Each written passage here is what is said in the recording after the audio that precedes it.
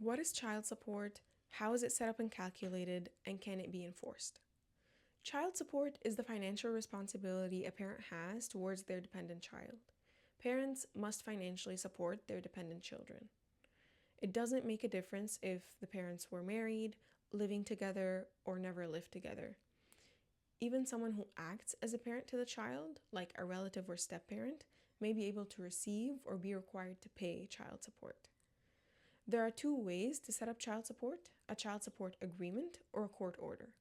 A child support agreement is a contract where both you and the other parent come to an agreement on child support. You write it down, you sign it in the presence of a witness, you date it, and the witness also signs it.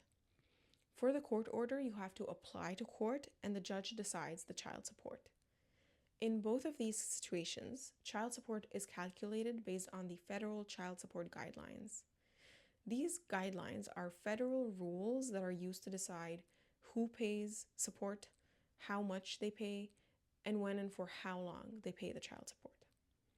The guidelines have tables that show the basic amount of child support parents owe based on the paying parent's income, the province where the paying parent lives, the number of dependent children, and how parenting time is set up. Child support covers basic monthly needs, but additional money could also be added to cover special expenses like health-related costs, special activities, childcare, or other extraordinary expenses. These are called Section 7 expenses. Child support should be recalculated every year to reflect changes in the paying parent's income. And PEI has a Child Support Services Office that offers free annual recalculation if your agreement includes recalculation terms and you file your agreement or court order with them.